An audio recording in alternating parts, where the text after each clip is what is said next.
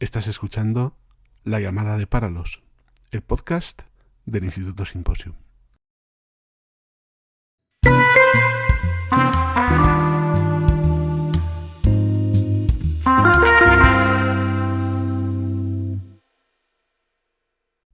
Hola, te extiendo una cordial bienvenida al podcast del Instituto Symposium, La llamada de Páralos, y empezamos una nueva temporada, la segunda, y deseamos dar inicio a esta nueva andadura con un episodio dedicado de forma inaugural a Fátima Mernissi. A lo largo de este programa destacaremos varios aspectos de la obra y la vida de Fátima Mernissi. Te invito a que nos acompañes en esta introducción que hacemos a una de las más conocidas feministas del mundo árabo-musulmán.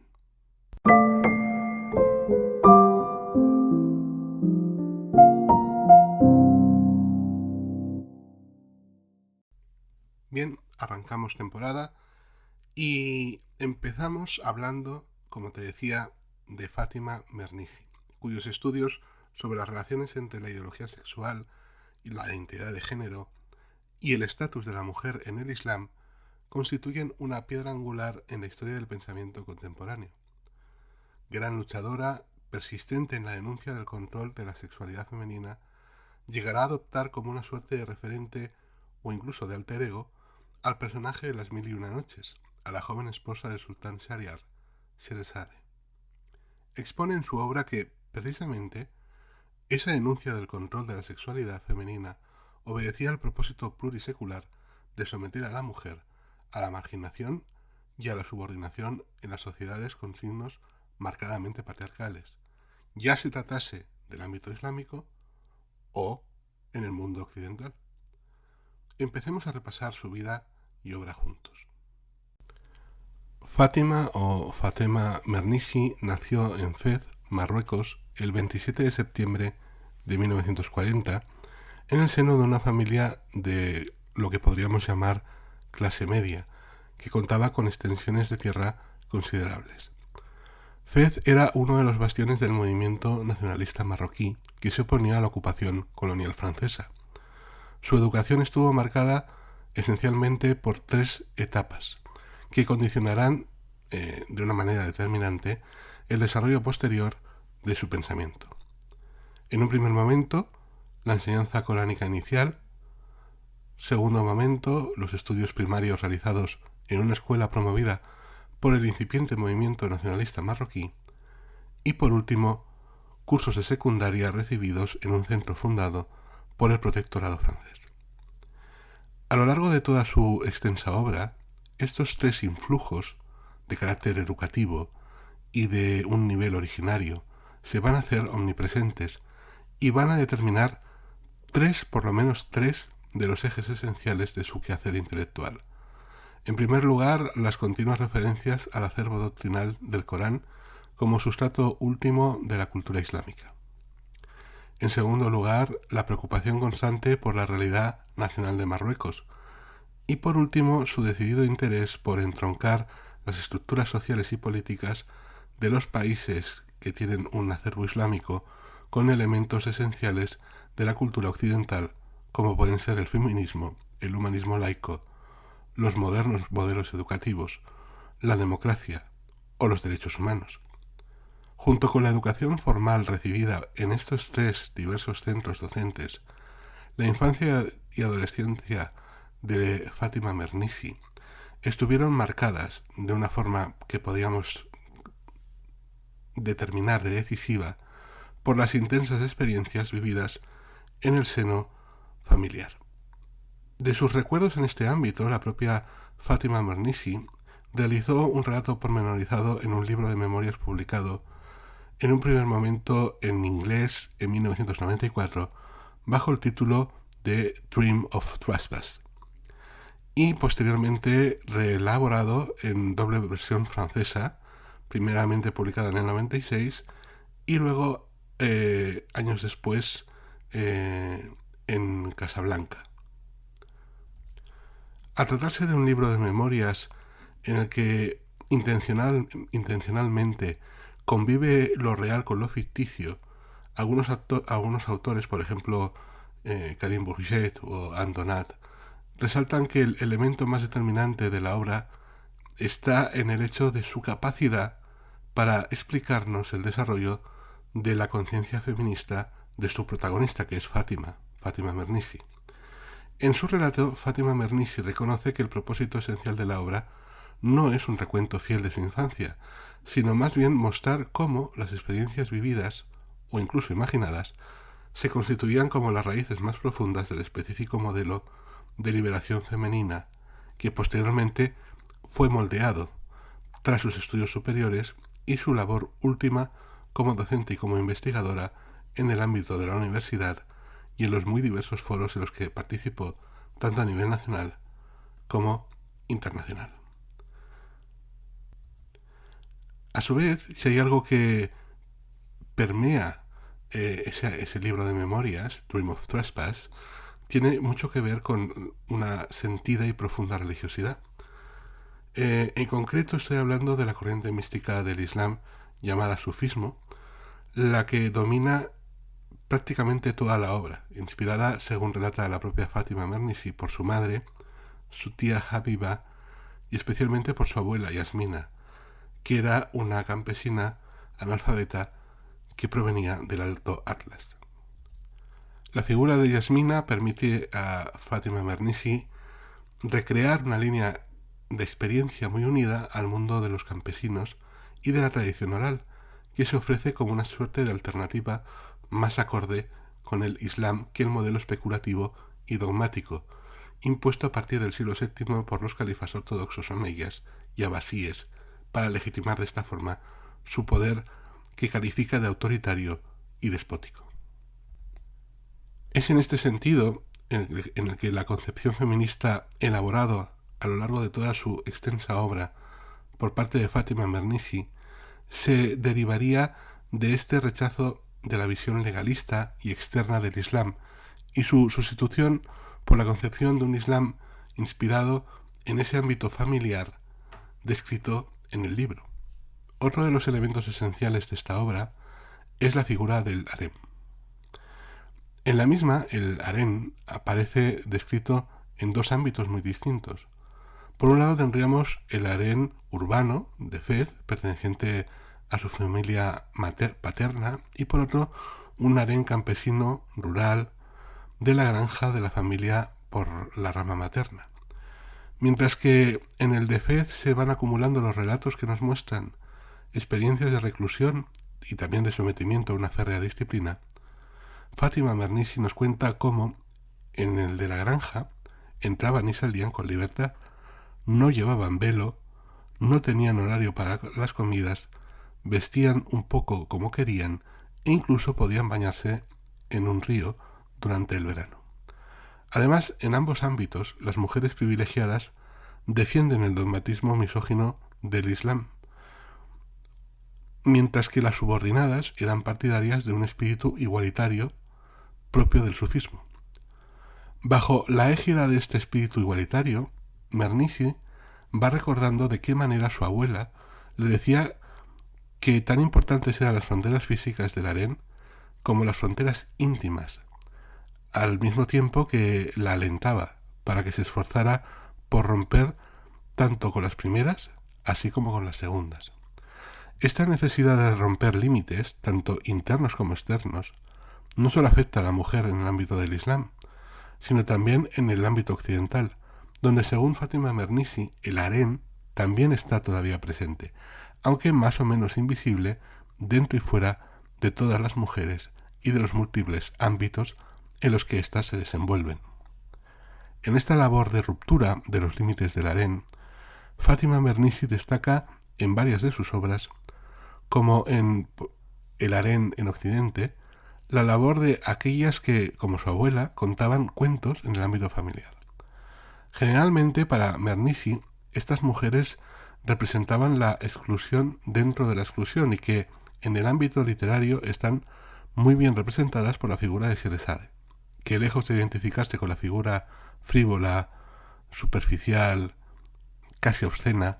que aparece en la cultura de Occidente, simboliza más bien a una libertadora política y a una mujer culta que defiende, en el limitado espacio que le permiten los férreos límites internos y externos del harén, la capacidad de expresión de la singularidad de lo femenino y su lucha por la igualdad con los hombres. En esta línea de recuperación del papel representado por la mujer en la historia de las sociedades del Islam, Fátima Mernissi, en su obra Las sultanas olvidadas, de 1990, publicada originalmente en francés, analiza las prácticas y la semiología patriarcal característica de los títulos de poder en el Islam. En este sentido nos hace ver cómo el término califa, que designa al poder religioso que sustituye al profeta, solo existe en masculino, por lo que no hubo nunca mujeres califas. Sí que hubo, sin embargo, mujeres sultanas, tanto malikas, titulares del poder terrestre, como hurras, esposas legítimas, aristocráticas, que se opondrían a las jarias o mujeres esclavas. Dentro de la lista de estas sultanas olvidadas, Mernissi nos muestra la figura de mujeres como pueden ser dos reinas yemeníes de los siglos XI y XII, Ana y Urba, la reina de Granada, Aisha al-Hurra, y Sida al-Hurra, quien estuvo al mando de la piratería de las costas del norte de Marruecos. En todo momento, el relato de las vicisitudes políticas de todas estas mujeres está muy significado, según Fátima Mernissi, por la necesidad de eliminar el mayor número posible de clichés sobre el Islam, ir más allá de aquellos que, durante siglos, han sido, digamos, idealizados por la doctrina dogmática como los únicos y exclusivos grupos legitimados para ejercer el poder, mostrar los movimientos de resistencia y estudiar los casos llamados tradicionalmente marginados y excluidos por la historia. ¿Con qué finalidad? Con la de sacar a la luz los hechos de aquellos y de aquellas que nunca aparecen en los recuentos oficiales de los acontecimientos históricos, considerados como más relevantes para la configuración presente de las sociedades islámicas. En esa línea dedicó diversos estudios Fátima Mernissi, entre los que destaca su libro Marruecos a través de sus mujeres, a estudiar la situación real de las mujeres en el mundo islámico contemporáneo, centrándose de una forma muy especial en el caso de Marruecos. Se trata en general de estudios de campo, en los que realiza entrevistas a diversos colectivos de mujeres, como pueden ser campesinas, obreras, criadas o incluso videntes. Con el contenido de las entrevistas y con las anotaciones realizadas por la propia Mernissi, consigue trazar una acertada descripción de la realidad femenina de Marruecos, así como mostrar la vida de las mujeres en su lucha constante contra la pobreza, el analfabetismo, la opresión sexual y, en definitiva, la exclusión. De esta forma, intenta dar voz a colectivos que están tradicionalmente mantenidos en silencio, para hacer más visible precisamente así su situación y resaltar su importancia social, a la par que muestra la necesidad de otorgarles una entidad de carácter político. Sus estudios superiores se iniciaron en la Universidad Mohammed V de Rabat. En 1957, Fátima Mernissi se traslada a París para estudiar ciencias políticas en la Universidad de la Sorbona. Posteriormente realiza un doctorado en sociología en la Universidad de Brandeis, en Estados Unidos, que finalizó en 1973 con la extraordinaria tesis Beyond the Veil. Después de doctorarse, volvió a Marruecos, a la Universidad Mohammed V de Rabat, en la que ejerce la docencia en la Facultad de Letras, dentro del Departamento de Sociología, en materias como, por ejemplo, metodología de la investigación social, sociología familiar o psicosociología. Desde 1973 hasta 1980 fue profesora de sociología en la Universidad de Rabat. Después enseñó en el Instituto Universitario de la Investigación Científica de la Universidad Mohammed V de Rabat. En sus momentos más iniciales de su despuntante labor universitaria, resultaron dignas de señalarse y resaltarse las intervenciones que hizo en el 24º Congreso de Sociología, celebrado en el mes de abril del año 1974 en Argel, donde empezó a mostrarse como una de las representantes más destacadas del feminismo islámico. Como intelectual feminista profundamente comprometida que era Fátima Mernissi, fundó diversas asociaciones como, por ejemplo, las Caravanas Cívicas, que era una red de artistas, intelectuales y activistas, o el colectivo Mujeres, Familias y Niños, que denunciaban el intento y el éxito de un intenso sustrato patriarcal de las sociedades no solo islámicas, sino también occidentales.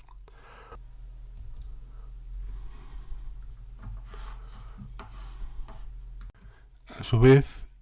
Mernissi fue igualmente directora de diversas acciones de gran interés, como por ejemplo Mujeres Magreb, Horizontes 2000, Marroquíes, Ciudadanas del Mañana, entre otras. En esta línea realizó una labor muy importante como consultora de la UNESCO y de la Organización Internacional del Trabajo, en tanto que especialista en el estudio de la situación de la mujer en las sociedades musulmanas. Como premio a su ingente labor en este ámbito y a su extensa producción literaria, recibió junto a Susan Sontag en 2003 el Premio Príncipe de Asturias de las Letras, cuya organización decidió premiar una obra literaria, la suya, en varios géneros que, con profundidad de pensamiento y calidad estética, aborda cuestiones esenciales de nuestro tiempo desde una perspectiva complementaria en el diálogo de las culturas. Precisamente ese año, 2003, fue la encargada de realizar el pregón de las fiestas de la Mercè de Barcelona. Al año siguiente, en 2004, recibió el premio de Erasmus de la fundación neerlandesa Premium Erasmianum, junto con Abdul Karim Soroush y Sadiq Al-Azem. Por este premio fue reconocida por su impacto sociocultural, ya que estuvo dedicado a la religión y a la modernidad. De hecho, estos no serían los únicos premios que recibiría o homenajes que recibiría. Incluso después de su trágica muerte en el año 2015, por ejemplo, en el año 2017, la Asociación de Estudios de Oriente Medio, con sede en Tucson, Arizona, creó el premio del libro Fátima Mernissi para reconocer estudios académicos destacados en estudios de género, sexualidad y experiencia vivida por las mujeres. También el 11 de noviembre de 2019 la Universidad Nacional Autónoma de México, la UNAM, abrió una cátedra a su nombre. Pero sigamos trabajando un poco más acerca de su pensamiento y obra. En el ámbito del descubrimiento de los mecanismos ideológicos utilizados a lo largo de la historia del pensamiento islámico para justificar la situación específica de la mujer en las sociedades musulmanas, y como continuación e incluso reelaboración de las principales ideas expuestas en su tesis doctoral, recuerda, Beyond the Veil, podemos destacar la importancia de una de sus primeras obras, Sexo, Ideología e Islam, en la que reúne apuntes de tipo teórico, además de conversaciones y algunos estudios de campo, con la finalidad de llegar a profundizar en el estudio de las relaciones entre hombres y mujeres en el seno de sociedades islámicas e iniciar el estudio crítico de la ideología islámica tradicional sobre el papel de la mujer musulmana. Es en esta obra, con la finalidad de mostrar el concepto musulmán de la sexualidad femenina, que Fátima Mernissi consideraba como una sexualidad activa, compara la construcción ideológica de la sexualidad occidental de origen freudiano con la tradición islámica. En su opinión, tanto un caso como en el otro se realizan procesos de regulación de la sexualidad, con la finalidad de someterla tanto a la legalidad religiosa como también a la social. Sin embargo, mientras que para Freud la cultura occidental se caracteriza como una guerra continua y abierta contra la sexualidad, siguiendo el modelo establecido por la tradición judeocristiana,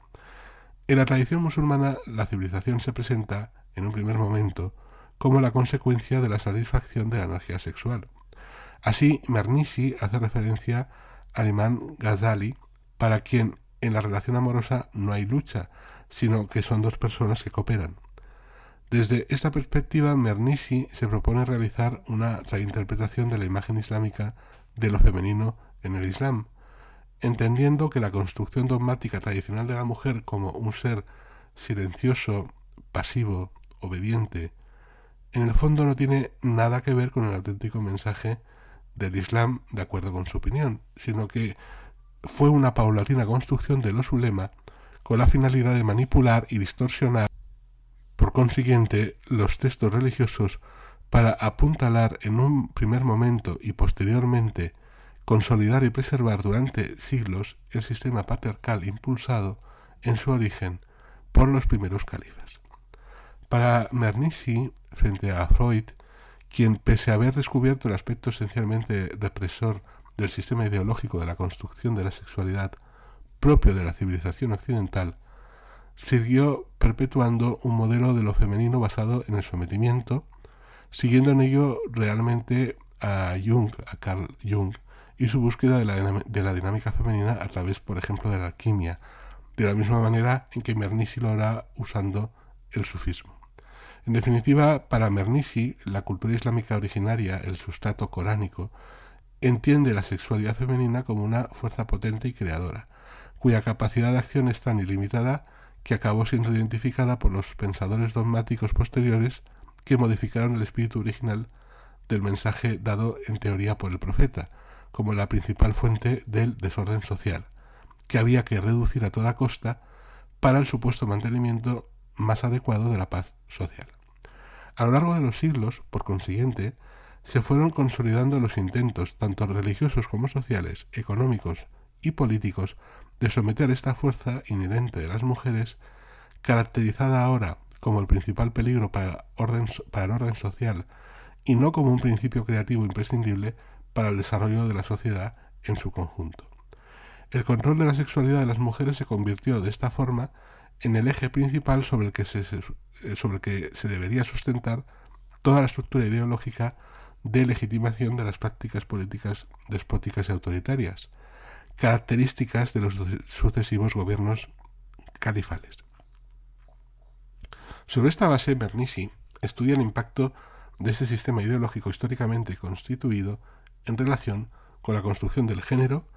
y la organización de la vida doméstica, política y social de las sociedades islámicas contemporáneas. Así, en la segunda parte de este libro, Mernissi analiza los diversos casos de campo para mostrar las contradicciones profundas entre el mensaje del Islam,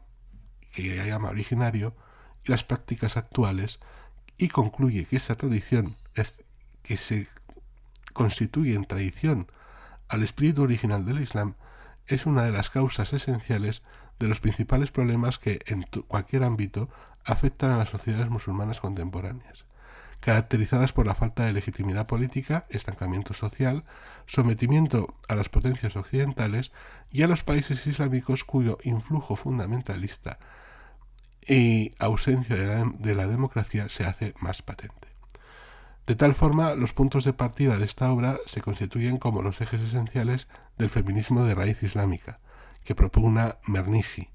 y que desarrollará en obras posteriores como El harén político, el profeta y las mujeres.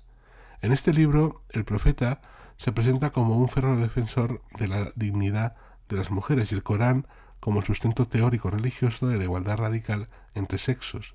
al establecer como principio esencial y de manera textual en diversos versículos que hombres y mujeres son absolutamente iguales ante los ojos de Dios. Por el contrario, el contenido misógino en el Islam se inicia no en la actitud del profeta, sino en los versículos del Corán, tampoco en los versículos del Corán, sino en los hadices, es decir, en la tradición que se adjudica al profeta para interpretarse, y que es de bastante posterior, cuya autenticidad,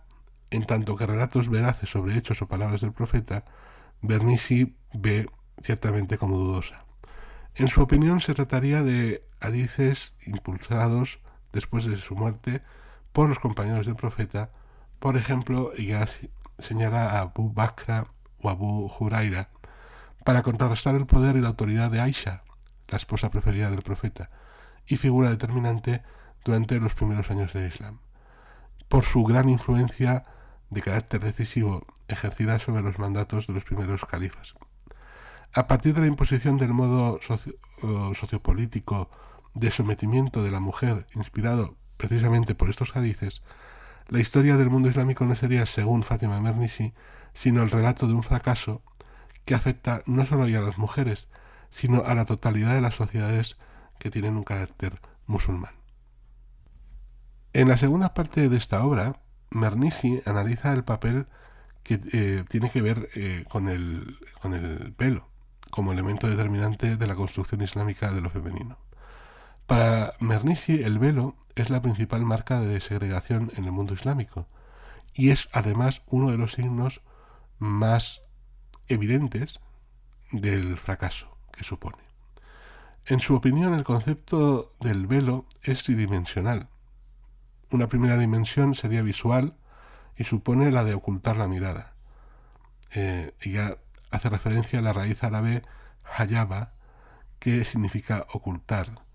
La segunda, por su parte, es espacial e indica separación o establecimiento de rígidas fronteras. Y por último, la tercera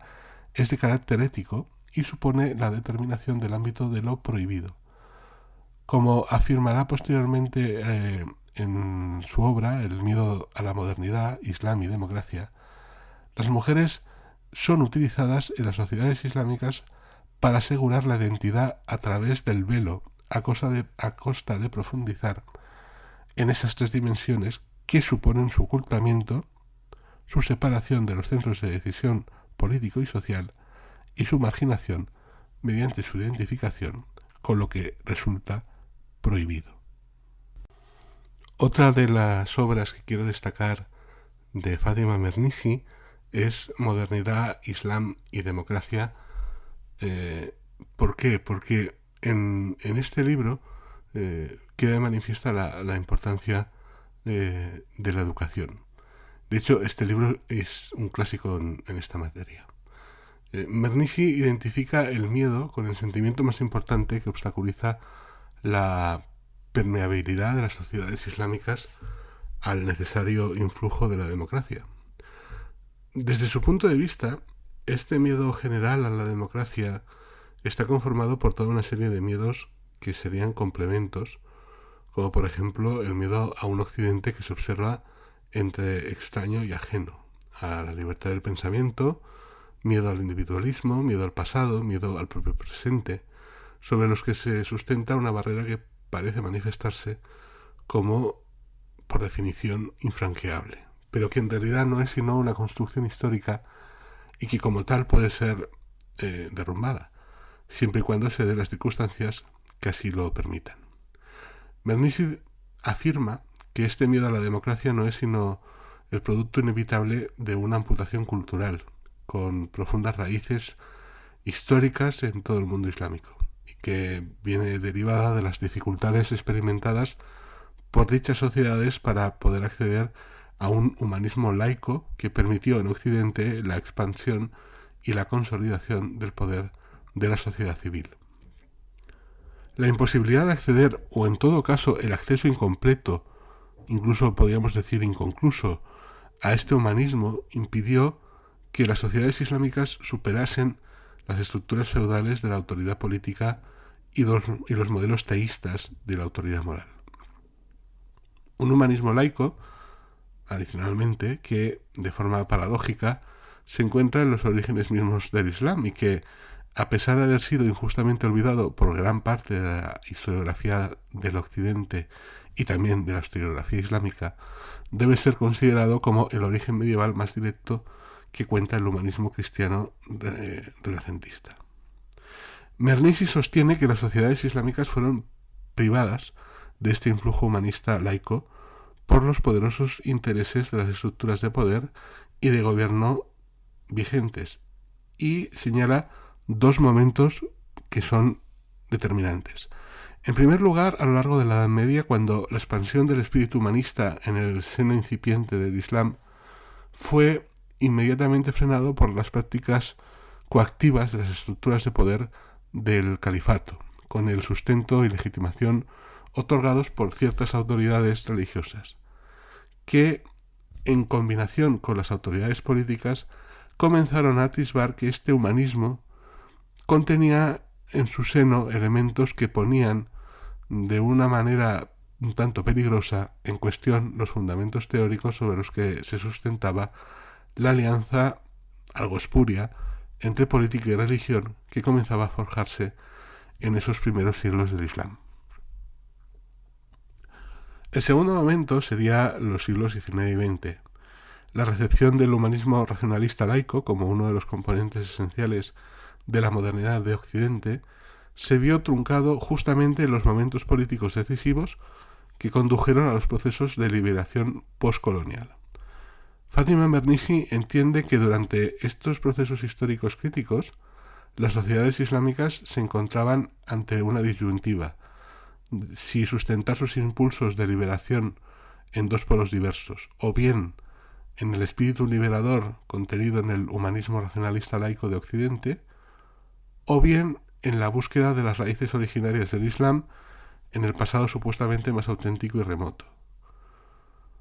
Precisamente en este aspecto, Fanon se resuelve esta duda alegando la necesidad de centrarse en el presente para enfocarse en el futuro. Para Mernissi, la segunda opción se consolidó como una elección generalizada, mediante la identificación de la lucha de liberación colonial como un combate contra la totalidad del humanismo occidental. Sin embargo, esta elección, en lugar de fortalecer a las sociedades islámicas y facilitar su liberación, no hizo sino debilitarlas y favorecer un proceso de consolidación de unas estructuras políticas estatales de dominación y control, sustentadas a su vez por las antiguas potencias coloniales que seguían tratando de ejercer una significativa, radical y determinante influencia en los asuntos internos de estos incipientes estados de corte islámico, en connivencia con nuevas élites políticas autóctonas que intentaban afirmarse como estructuras de poder caracterizadas por una marcada ambivalencia. Se mostraban, vamos a decir, sumisas ante las antiguas metrópolis, pero sin embargo muy implacables a su vez y en relación con sus propios súbditos o ciudadanos. Esta lógica de la oposición, que obstaculizaba de forma muy característica, muy significativa, el acceso a las sociedades islámicas a aspectos esenciales de la modernidad, como puede ser la democracia, los derechos humanos, ha conducido a estas a un estado general de angustia, de sensación de hastío, de miedos, a menudo marcados con un carácter irracional, y en definitiva de frustración generalizada que se extiende por la mayor parte de los pueblos que cuentan con una raíz islámica. Para Fátima Mernissi, un elemento decisivo en todo este proceso se encuentra en las graves carencias en el ámbito educativo islámico, en la medida en que, siempre de acuerdo con la opinión de Fátima Mernissi, la escuela pública se constituyó en Occidente como la gran correa de transmisión del humanismo laico.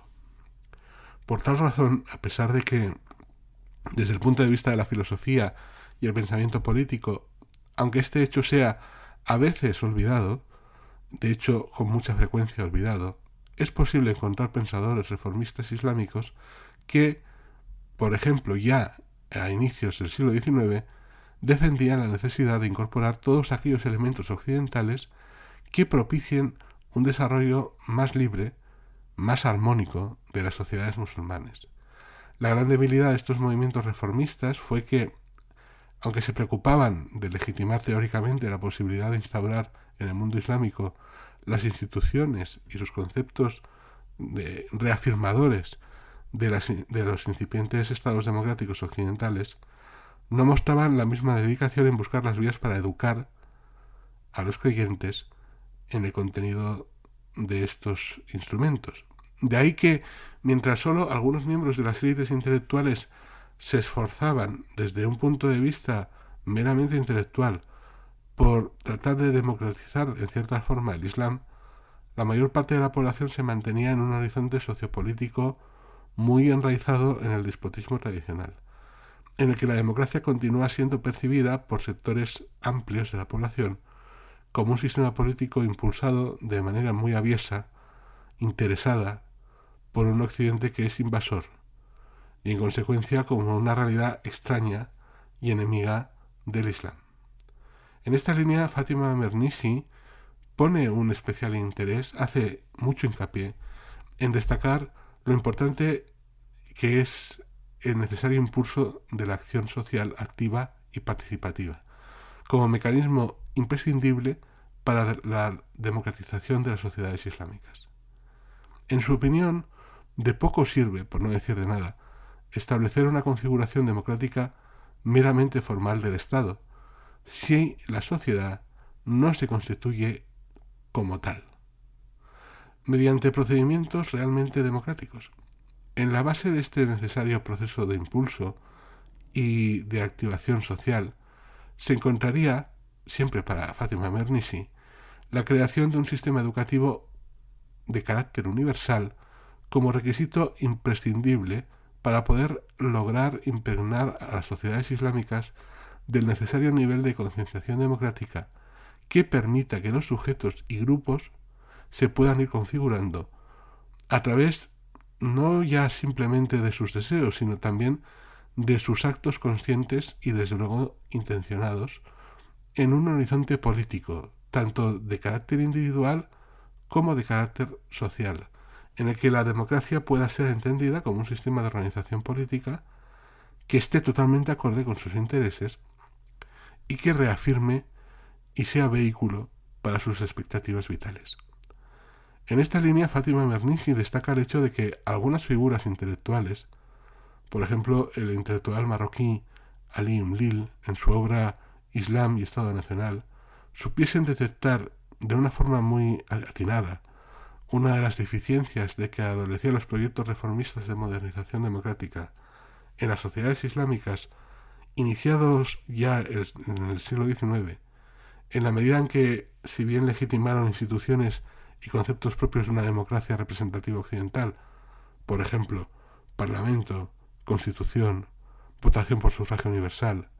evitaron educar a las masas en lo que es verdaderamente esencial, es decir, soberanía individual, libertad de opinión, que son las bases filosóficas de tales instrumentos. Por lo que las diversas importaciones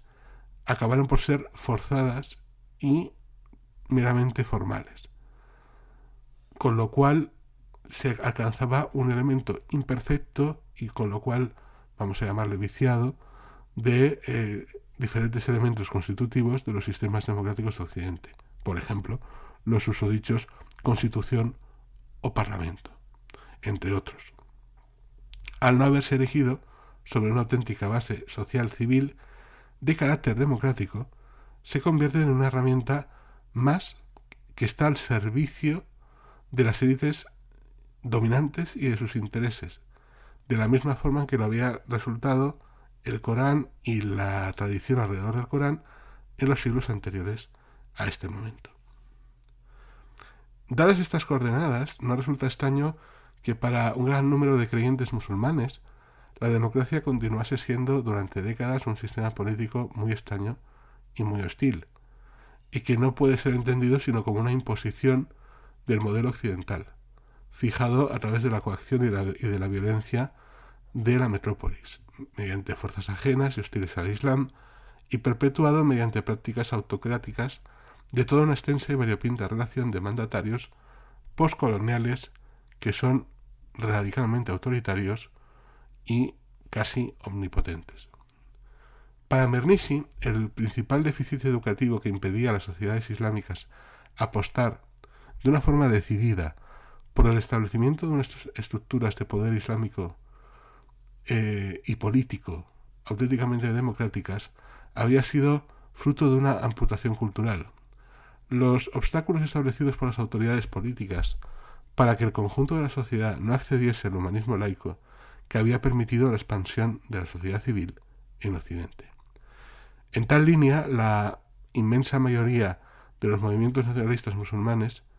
aunque buscaban una fuente de inspiración y legitimación para sus luchas de liberación colonial, en los primeros teóricos políticos que habían sustentado estos mismos procesos revolucionarios y emancipadores nacionales en los estados occidentales, a su vez se oponían a la extensión de la totalidad de la sociedad del humanismo laico, en tanto que uno de los sustratos culturales esenciales de estas doctrinas. El humanismo laico era presentado como uno de los recursos que utilizaban las potencias occidentales para poder legitimar sus múltiples empresas, tanto colonizadoras como militares. De tal forma, los modelos estatales postcoloniales impiden que germinen en su seno una auténtica sociedad civil, con la clara intención de evitar que se instauren y se lleguen a consolidar instancias de poder social que puedan limitar la capacidad de la acción política. Con esta amputación de la sociedad civil consiguen circunscribir la labor emancipadora, resultante de la lucha frente a las estructuras de poder colonial, al grupo muy reducido y exclusivo conformado por los miembros de las nuevas élites dominantes, que logran con ello una libertad casi absoluta para maniobrar, limitada tan solo por exigencias económicas de las antiguas potencias coloniales. Mernissi fallece el día 30 de noviembre de 2015 en Rabat, cuando contaba con 75 años. El legado de Fátima Mernissi se puede atribuir en gran medida a sus contribuciones académicas y literarias al primer movimiento feminista islámico. Fátima Mernissi aborda temas como el eurocentrismo, la interseccionalidad, el transnacionalismo, el feminismo global en sus publicaciones y también en sus conferencias. En sus planteamientos se adelanta a Amina Wadud, Siti Musda, Mulia o Asra Nomani, y sirvió de inspiración además de para ellas para la periodista estadounidense egipcia Mona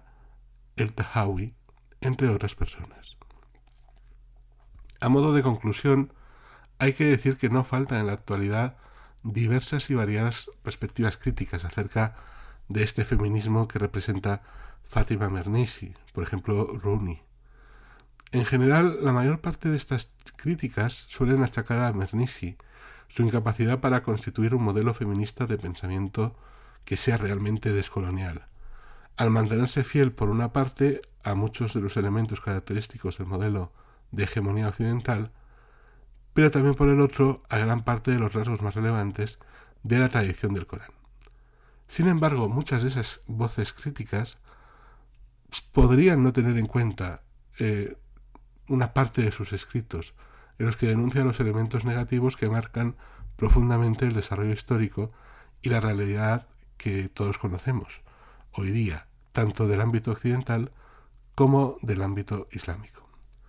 Son continuas, en este aspecto, sus referencias críticas hacia el modelo capitalista global y a sus métodos de imposición colonial,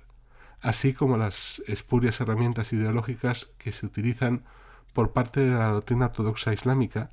para perpetuar estructuras de poder basadas en el sometimiento, la exclusión, la invisibilidad de amplios sectores de la sociedad musulmana, entre ellos y de manera muy significativa el de un colectivo en su totalidad, el colectivo de las mujeres. Es indudable, por consiguiente, que el feminismo de Fátima Mernissi viene a representar en este mundo contemporáneo uno de los más significativos proyectos revisionistas de indagación en las falacias que contenidas tanto en el discurso de Occidente como en el discurso islámico son utilizadas como herramientas ideológicas de legitimación de las situaciones sociopolíticas que perpetúan la marginación y la subordinación. Todo ello a través de la feminización del saber histórico masculino sobre el Islam como una nueva forma de descolonización de la revolución feminista que intenta devolver a las mujeres la libertad y poner en cuestión las estructuras de conocimiento y poder, siendo dichas estructuras impuestas durante milenios por los hombres, en un proyecto que podríamos llamar como de ruptura cognitiva, sustentada en la interrogación, la reorganización, la reconstitución y la reinterpretación del saber masculino como mecanismos de subversión y de liberación del yugo de la historia, siguiendo con ello a Marc Angenot y concluyendo con ese análisis que hace Angenot de la simbología patriarcal y de los más recientes peligros representados, por un lado, por las renovadas formas de la imposición postcolonial y a su vez también por las penumbras ideológicas del extremismo religioso. Tanto en un caso como en el otro, mediante su imagen del harén occidental, Fátima Mernissi consigue poner en juego renovadas herramientas metodológicas que permiten mostrar de qué manera en el mundo de hoy día se está produciendo el paulatino pero aparentemente imposible de detener desarrollo de formas totalitarias que intentan consolidar la idea de la exclusión de la mujer y profundizar en una manipulación simbólica. La liberación femenina supone, por consiguiente, para Mernissi, profundizar en los mecanismos que permitan la eliminación de los límites sobre los que se sustentan dichas estructuras autoritarias en cualquiera de los órdenes de la vida social, tanto en un nivel nacional como local, como desde luego global. La eliminación de los límites y fronteras, que es uno de los elementos claves del pensamiento moderno y que podía hallar, por ejemplo, un paralelo, por ejemplo, en la cultura islámica, por ejemplo, en la sura número 71, donde se hace referencia a la visión de la tierra pues como una gran alfombra en la que no hay distinción y los creyentes, la humanidad en última instancia, puede avanzar de una manera natural. Como curiosidad final, en el año 2022, el director marroquí Mohamed Abderrahmane Tazi estrenó la película biográfica Fátima, la sultana inolvidable. Te dejaré en la descripción de este programa un enlace por si quieres consultarlo. También hallarás allí la bibliografía que recomiendo en principio para poderte acercar y si quieres profundizar un poco más en la obra de Fátima Mernissi. Sin más, hacemos este breve corte y enseguida te anuncio cuál es el tema que trataremos en el próximo programa.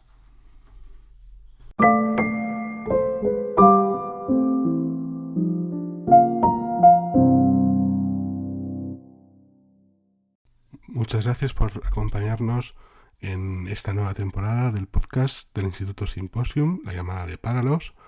Este primer programa, como has podido ver, ha estado dedicado a la figura de Fátima Mernissi. El siguiente programa estará centrado en los acontecimientos que desencadenaron en la formación de la República de Turquía. Ahora va a hacer 100 años. Verás que serán unos elementos muy interesantes y que merecen atención y análisis. Para ello te espero en el próximo programa. Nos vemos.